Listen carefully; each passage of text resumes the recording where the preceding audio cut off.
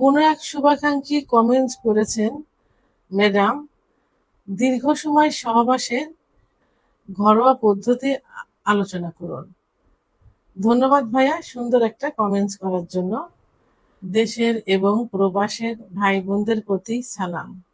আসসালামু আলাইকুম। আমি প্রভাষক ডাক্তার রিক্তা পারভিন, হোমিওপ্যাথি এবং আয়ুর্বেদিক চিকিৎসক।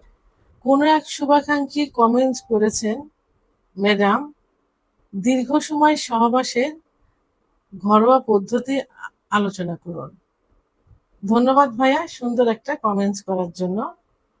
আসলে সবাই ওষুধের প্রতি বেশি ঝুঁকি থাকে, আসক্তি থাকে, যে ওষুধ সেবন করে যে কোনো রোগ নিরাময় করতে চায়। কিন্তু এমন কিছু কিছু রক্ষণশীল ফ্যামিলি আছে, এমন কিছু কিছু পরিবার আছে যারা ভেষজ উপাদানের উপর নির্ভর। ঘরোয়া আহ, কিছু খাবার, কিছু ভেষজ আহ, দিয়ে রোগ নির্মূল করতে চায় বা করে থাকে। এরা অনেক পূর্বে থেকে এই ঐতিহ্য অনেকের রয়ে গেছে, অনেক পরিবারের মধ্যে রয়ে গেছে। তো এবং অনেকের একটা ধারণা আছে যে ওষুধ ছাড়াও খাবারের মাধ্যমে অনেক রোগ আহ, নিরূপায় করা যায়। তো এমন কিছু ধারণা এখনো রয়ে গেছে অনেকের মধ্যে এবং সেটাই করে থাকে। তো সেমনই একটা প্রশ্ন আজকে কোনো এক শুভাকাঙ্ক্ষী করেছেন।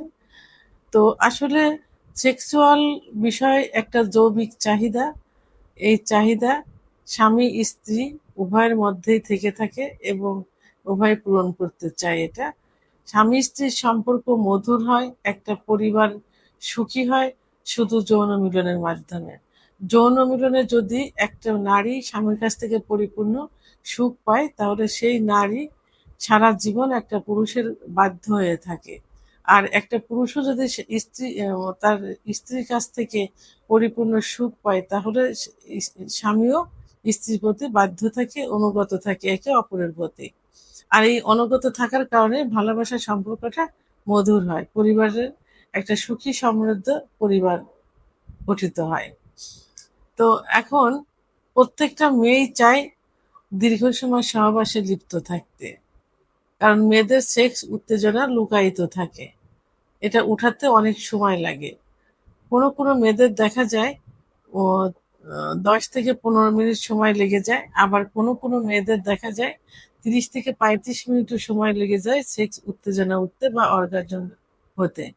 তো এই জন্য সেক্স শুরু করার পূর্বে যে ফোর প্লে করা হয়, এই ফোর প্লে থেকে এবং মিলন পর্যন্ত গড়ে যদি 15 থেকে 20 মিনিট রানিং রাখা যায়, তাহলে সেই মেয়ের অর্গাজম হয় এবং সহবাসে সে পরিপূর্ণ সুখ পেতে পারে।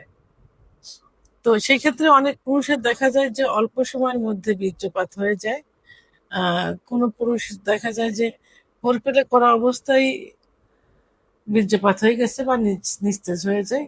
কারোর দেখা যায় সহবাসে যাবার পর 1-2 মিনিটের মধ্যে, অনেকের 30-40 সেকেন্ডের মধ্যে, অনেকের যোনি স্পর্শ মাত্র বীর্যপাত হয়ে যায়। তা স্ত্রী সেখানে তার সেক্সের কোনো প্রস্তুতি তার ভিতর তখন আসে না, তখন বীর্যপাত হয়ে যায়। সেই ক্ষেত্রে এটাকে কি বলে?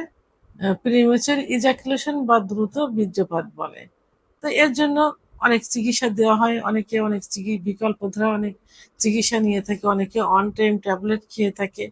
এই যে অন টাইম ট্যাবলেট খেয়ে থাকে, এই অন টাইম ট্যাবলেট প্রথমে কিডনি ইফেক্ট করবে, একটা সময় অন টাইমে কাজ করবে না, একটা সময় কোনো চিকিৎসাতেও কাজ করবে না।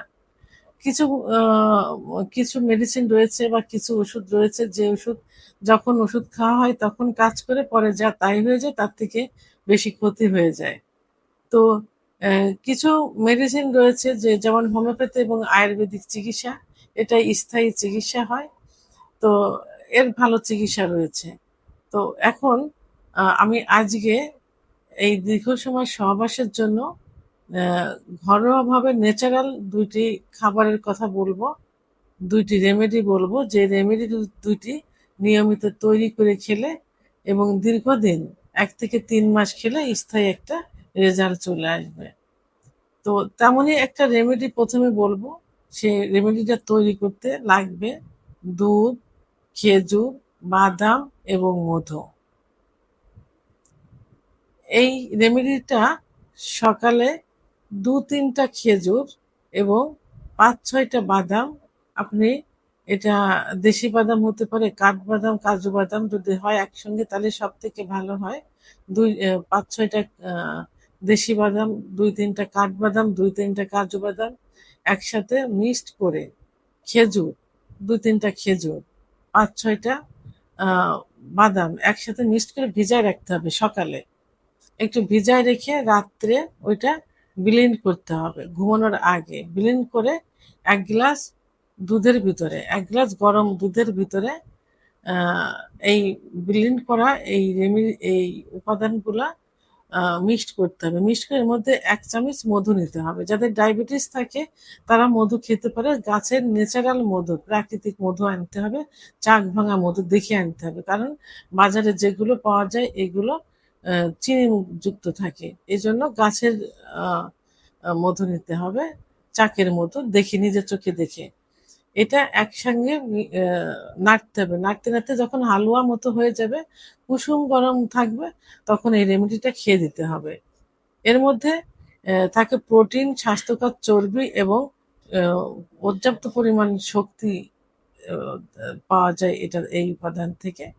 এই রেমেডিটা তৈরি করে প্রতিদিন রাত্রে আম, ঘুমের আগে, অর্থাৎ ঘুমের 1 ঘন্টা আগে, বেডে যাওয়ার 1 ঘন্টা আগে খেয়ে ঘুমোলে পর্যাপ্ত পরিমাণে ফিলিং চলে আসে এবং টেস্টোস্টেরন হরমোন বৃদ্ধি পায়, কারণ মধুতে পর্যাপ্ত টেস্টোস্টেরন হরমোন বৃদ্ধি পায়।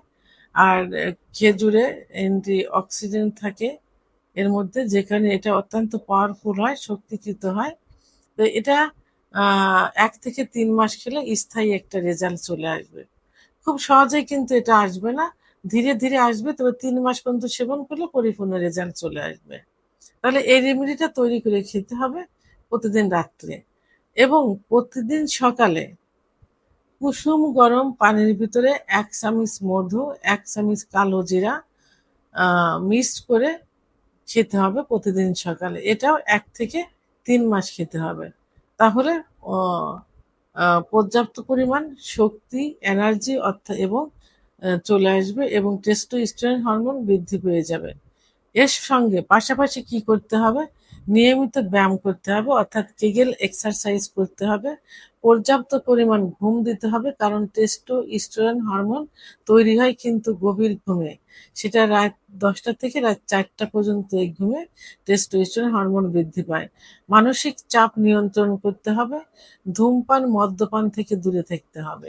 এইগুলো মেনে চলুন এবং এই রেমেডি দুইটি সকালে এবং রাত্রে নিয়মিত 1 থেকে 3 মাস সেবন করুন। দেখবেন পর্যাপ্ত পরিমাণ শক্তি ফিরে আসবে এবং দীর্ঘ সময় সহবাসে লিপ্ত থাকতে পারবেন।